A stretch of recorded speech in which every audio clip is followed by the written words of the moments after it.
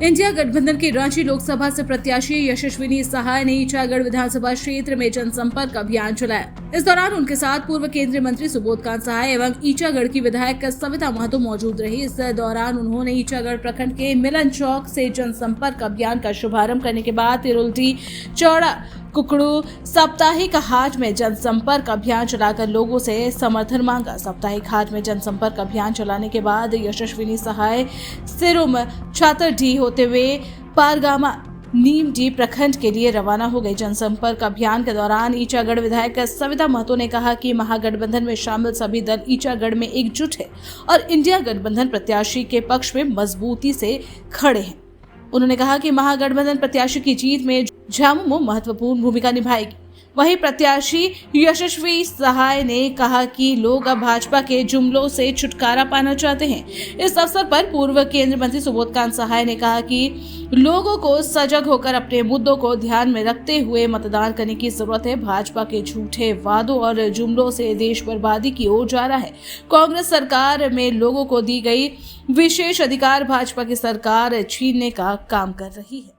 ईचागढ़ में हम विधानसभा के क्षेत्र में छोटे छोटे गांव भी जा रहे हैं। हम अभी कुकड़ू के बाज़ार में भी यहाँ आए हैं। हम लोगों से बस इंटरेक्शन कर रहे हैं, पदयात्रा कर रहे हैं। जनसभाएं तो नहीं हो रही पर जनसंपर्क जो कर रहे हैं बहुत अच्छा लग रहा है। एक पर्सनलाइज जनसंपर्क हो रहा है, लोगों से मिलना हो पा रहा है। बहुत खुशी दिख रही है क्योंकि लोगों का प्यार, लोगों का समर्थन हमें दिख रहा है। जैसे कि हमारे साथ सविता मैम भी हैं यहाँ की विधायक, और उनके भी जो सपोर्ट में इतने सारे लोग आए हैं। हम सब एक जो कह सकते हो आपकी जो गठबंधन का जो एकता नज़र आ रहा है, उससे जितना प्यार हमें मिल रहा है वो हमने कभी सोचा भी नहीं था। ये एकता बस कायम रहे और एक साथ जाए, यही हम चाहेंगे। लोगों से बस यही अपील करेंगे कि उनको भी पता है कि उनकी जो व्यक्तित्व जीवन में जो परेशानी है वो कितने 10 साल के कारण कितनी ज़्यादा बढ़ती ही जा रही है। जैसे कि यहाँ से भी लोगों से जब बात किए तो देखे कि यहाँ की जो परेशानियाँ हैं, लोगों की जो परिस्थिति है, उसका क्या समाधान हो, उस पर सरकार ने कोई भी बात नहीं की है।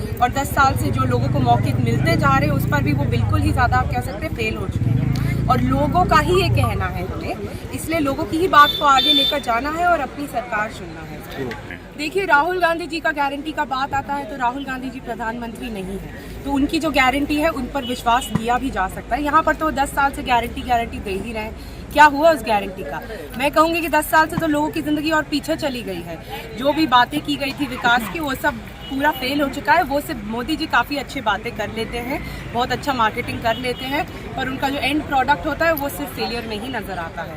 और ये हमारा कहना नहीं है, ये लोगों का कहना है, ये लोगों की दिल की बात है। तो आप तो देख ही रहे हैं किस तरह हमारे ईचागढ़ विधानसभा में जेएमएम बढ़ चढ़ के इंडिया गठबंधन में समर्थन है। और जब हमारे प्रत्याशी इस क्षेत्र में आए हैं, हम भी उसमें शामिल होते हैं और पूरा कार्यकर्ता भी उसमें शामिल होते हैं। और जहाँ जहाँ जाते हैं वहाँ के जो जनता वो लोग भी पूरा सपोर्ट करते हैं। पूरा आगे हमारे प्रत्याशी हमारे गठबंधन के जिताने के लिए और दिल्ली भेजने के लिए पूरा काम करेंगे।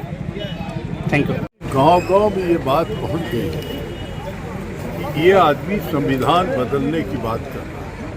हम आप नहीं कर रहे हैं। उनके उम्मीदवार जो जहां का राम मंदिर की बात करते हैं, अयोध्या का उम्मीदवार जो लल्लू सिंह है, वो ये ताल ठोक के कह रहा है कि हमें इतना जिताइए 400 पार जिससे हम संविधान बदल दें। राजस्थान में एक उम्मीदवार था, वो कह रहा है कि हमें ऐसे जिताइए जिससे हम संविधान बदल दें। ये बाबा साहब अम्बेडकर का संविधान, जिसको कि शहीदों ने मिल करके स्वरूप दिया था आज़ादी के बाद, उसको आप पूरी पावर, अपना इतना पावर का आपको हंगर है, इतना भूख है कि आप पूरा व्यवस्था बदल करके, जैसे ऑलरेडी अभी आप देख रहे हैं कि संघीय ढांचा जो है वो खत्म हो गया। आज मुख्यमंत्री को मतलब मूली और टमाटर की तरह आप जो है बिहेव कर रहे हैं।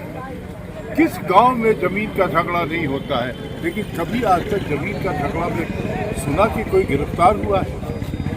तो ऐसे किया है हेमंत सोरेन को। क्यों किया कि नेता हटा देंगे तो हम जीत जाएंगे। केजरीवाल को क्यों किया?